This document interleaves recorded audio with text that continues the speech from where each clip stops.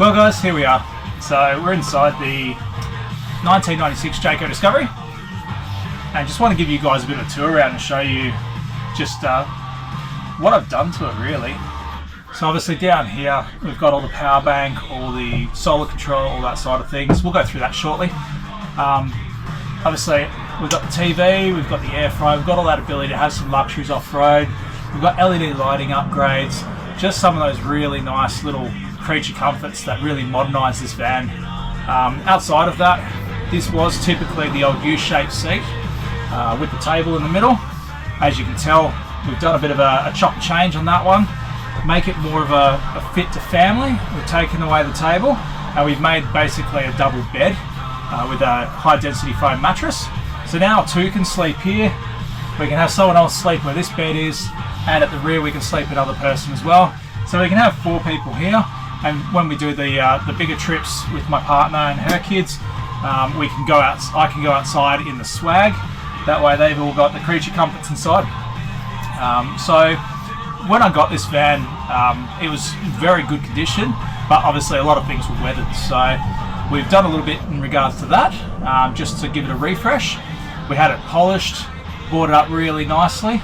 So there is going to be another 12 volt fridge going in to get rid of the old gas one, just to make it a lot more efficient. And with the 400 amp hours of battery power and all the solar we've got, you know, there's more than enough to keep that going really nicely. And at the back, which you can't see behind me, in the middle of the floor there, we've got a little 35 litre King's freezer as well. So that gives us about 45 litres of freezer capacity. Plus it gives us the main fridge, which is about, I think it's about 80 litres. And then inside the car itself in the back, I've got 75 litre fridge, plus I've also got a 50 litre freezer. So going off grid for weeks on end, we've got everything we need basically. Moving on to the guts, we've got the Intervolt. This is the original R1 version. It's, I believe, 20 amps or 25 amps that it allows. We've got an Nava fuse block. We've got some big, pretty heavy duty fuses in place as well. And then moving on to the battery bank side, we have 400 amp hours of Bosch. At camp, it's charged by a 22 amp hour kickass controller. We've also got the Atom Power 3000/6000 watt inverter. And over to the power side, we've got a King's MPPT, and this is more of a failover and additional solar. And then we've also got the Victron 150. That allows about 700 watts of solar in and up to 50 amps out. Back into the battery. So between the whole lot, we've got the ability to put about 100 amps back into the battery from the solar, and the solar total input is around about 1200 watts if we want to. So we've got plenty for the off-grid style. So as you can see here, we've got the Pioneer and Kenwood stereo package.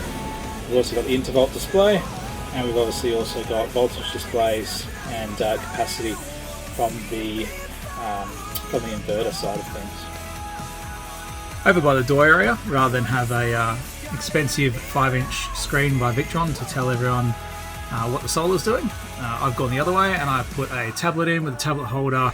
Then that way also we can have the bomb as well, so we can check all the weather as we go on the road without even getting out the van. And we can also obviously upload Spotify. That way I can play rain sounds at nights for a bit of a creature comfort again for the kids. Now, as you can see, this is just with the panels on the roof currently. On the roof, we've got 360 watts of fixed panels, but obviously we've got the ability for a combined amount of about 1300 in total. Of course, some of the upgrades to come this week, a bit of a creature comfort for the kids in the other half, is of course the good old diesel heater. So this should keep us nice and toasty and warm in the cooler months. So tell me in the comments below, what are the 12 volt appliances or the general appliances that you run in your van setup? What are your creature comforts?